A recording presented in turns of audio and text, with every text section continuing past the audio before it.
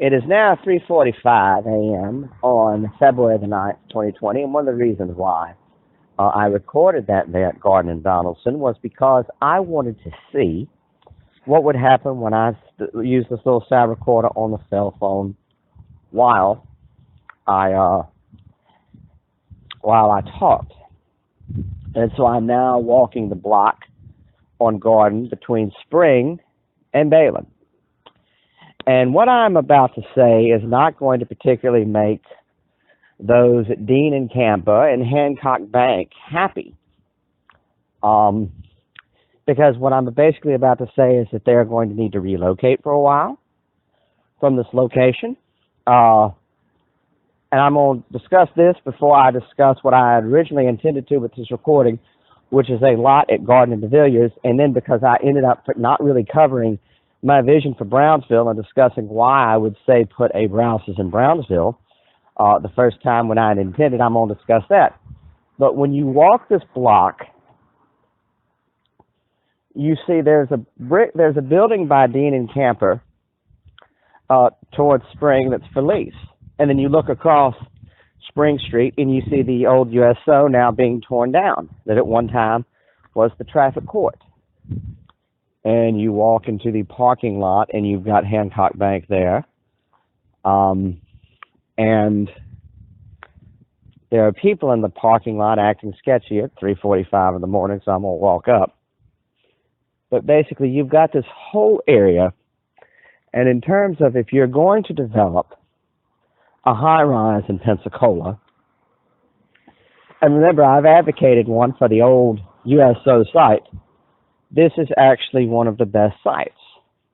And in Birmingham, Alabama, they have a area known as the heaviest corner on earth. And this was actually an area where what were then the city's tallest high-rises were basically all constructed as an intersection in the 1920s. And you see the same kind of clustering in Mobile if you know where the First National Bank building is, and then you know where the RSA Tower is, and then you know where Merchants is, and you know where the Waterman building is. They are all within a very compact area. So, and this tends to be an area west of Palafox of more low-rise businesses, to the extent that you're going to be able to tear down anything in Pensacola. And then I look across the street, and I see what is a flat parking lot that goes out to Chase Street, and then there's another parking lot that does so go out to Gregory. But the thing is that I'm looking at this building, and Regions occupies this building, and Regions, well, it says Regions own it. I believe Regions has a different building somewhere. Regions may not like what I have to say here. No, Regions occupies something different there across the street. But right here, this building that's occupied by Baptist Medical, to be quite blunt, it needs to meet the wrecking ball too. Because if you know where you are, the new federal courthouse, and depending on how the area grows, they may need to end up making that bigger, though you have to remember the Northern District of Florida has multiple courthouses because it's a district that actually includes Gainesville. But, and I think another thing that we need to start looking at is that traditionally in every state, the U.S. Attorney's offices, the federal court districts have been divided into three. That works for some states. Some states, of course, it really doesn't work. And it's sort of a by tradition that you have these different district courts. We might ought to, in some of the larger population states like Florida, create more district courts. And remember, I am someone who also advocates the division of the Diocese of Pensacola-Tallahassee into a Diocese of Tallahassee and a Diocese of Pensacola.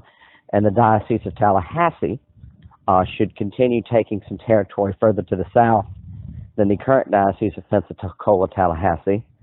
But to the west, Pensacola, and the reason why I say Pensacola should be its own diocese, remember that Pensacola was at one time part of the Diocese of Mobile. It got branched off into Florida when the province of Miami was created. Because the Vatican used to not use U.S. state lines necessarily to set dioceses. They pretty much now do. Though it should be noted that, for example, in Quebec, Canada is done a little bit different. In the United States, I cannot think of a province that does not conform to a state line, but in Canada, there are actually multiple ecclesiastical provinces, and the province is going to be one that's overseen by an archbishop with suffragan dioceses. There are multiple provinces in Quebec, and so that difference is. But now I believe I believe there is also one in Ontario, and the lines don't necessarily match governmental lines in Canada. But as I was saying, this whole block, this would be an ideal place for a high-rise. And you look across the street, you have this one building that Baptist occupies. I believe Bank of America used to occupy the building. They've moved out in the last year. But you've basically got this big, wide parking lot, and then a little building, and then you've got mainland Street. This could be, when you think of what the heaviest corner on earth is, in Birmingham, because you have the current tallest building in Pensacola, which is maybe 160 feet. Well, technically, tallest commercial building. Tallest building is actually off Barrancas Avenue across the bridge. It's condos in a neighborhood that's by the water and has some high land value, but where generally you're paying less for a bigger house than you're paying in North Hill right now, but you're paying to live right by the water, sort of by St. Thomas More Church, which has become sort of a Vietnamese parish.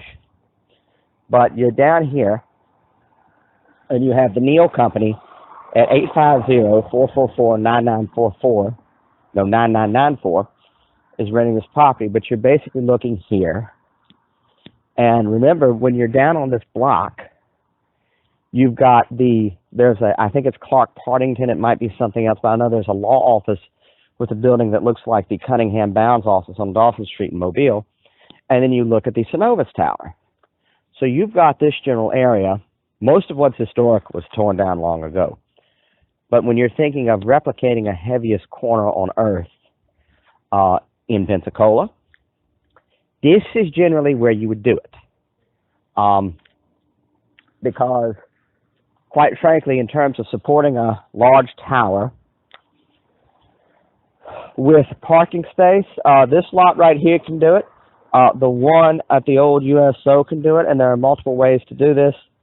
And if you can design the buildings to hold law offices, there are actually not as many law offices and other businesses downtown as people would think there are. You could get a lot of that business into those towers and so free up those homes for residential.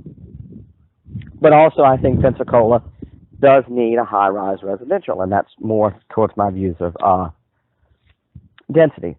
And having gone on 8 minutes, I need to go ahead and focus on, and I'm going to keep recording these this morning until I get to below a certain battery point. I found a place I can charge.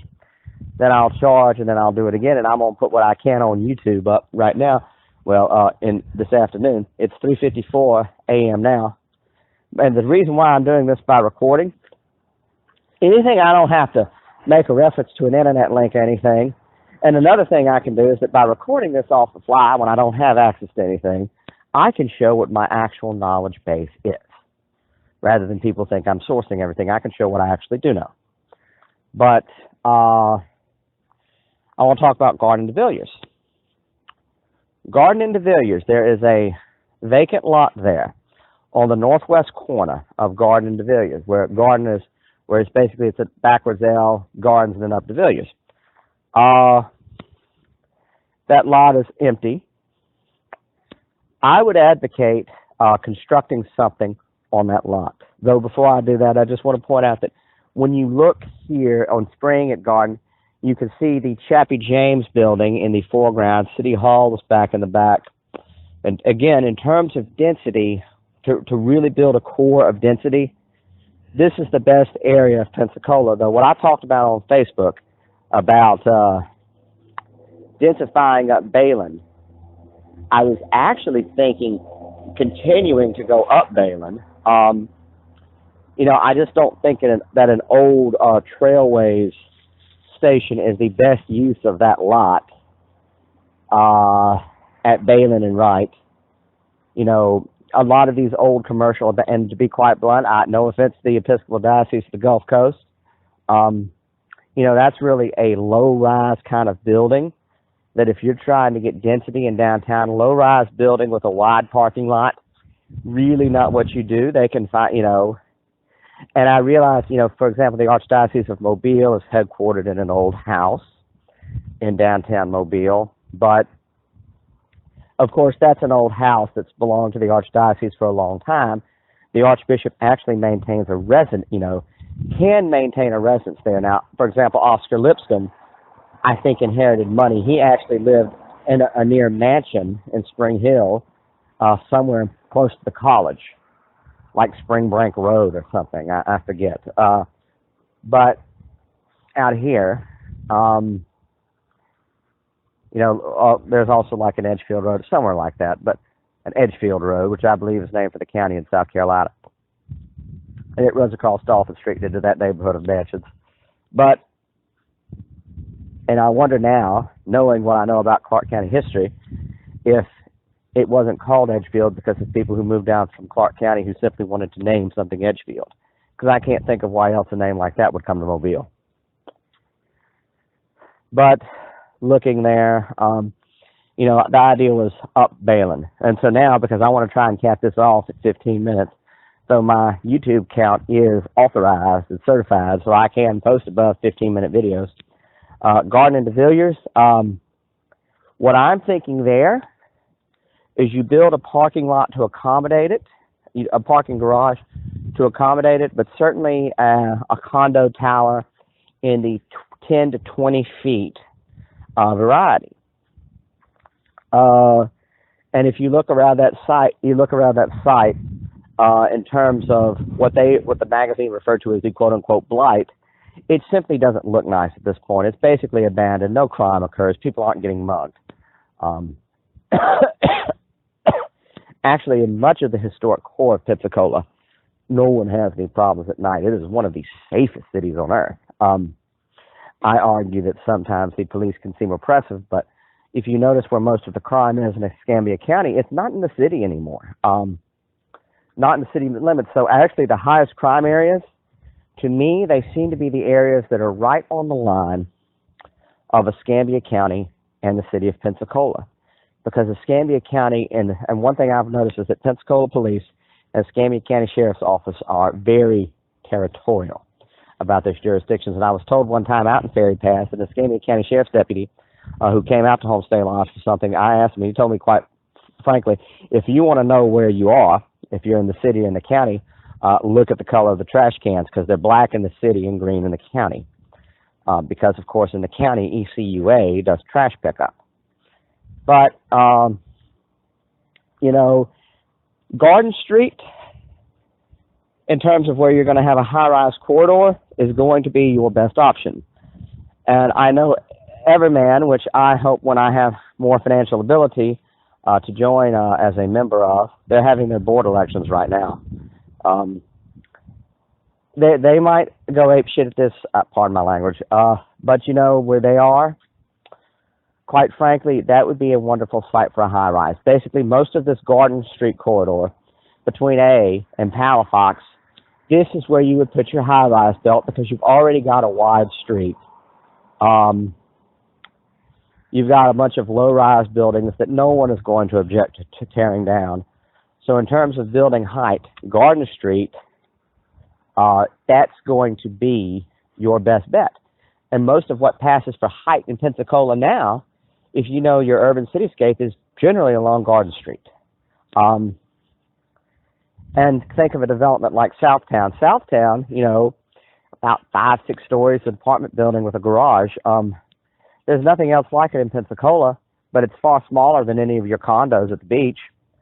And, you know, last time I was in Montgomery was in 2015. And if people know Montgomery, you know that like the first Capitol building of the Confederacy, the structure is no longer there.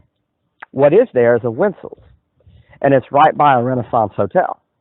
And so whenever I'm in Montgomery, I tend to always stop at that Winsel's there. But in that general area, when you go to park in that hotel parking garage, in 2015 at that time, you could see what was a development of apartments, higher end being constructed, and it's basically like a Southtown development of Montgomery. But Montgomery, has actually progressed farther than Mobile several years on these developments. Because if you look at high-rise residential in Mobile, there is none. They constructed St. Michael Tower, the tower at Ryan Park. That's been there for years, but they've never followed up with anything. And you have the Cathedral Place apartments. Those are owned by the Archdiocese, and those are only for seniors. And that's not really private market. And of course, it occupies a site that, would be a prime development. But, my my grandmother's Aunt Edwina, the sister of Connie B. Hope, spent her last years at Cathedral Place. I would have a bit of a problem. And notice Edwina, of course, remained Catholic. I would have a real problem with Cathedral Place being torn down unless you had something downtown to replace it, because Cathedral Place has become an integral part of the Mobile community. Integral. But I want to talk finally about actually, I've gone 16 minutes, and so I'm going to save talking about a Brownsville Walmart for the next installment.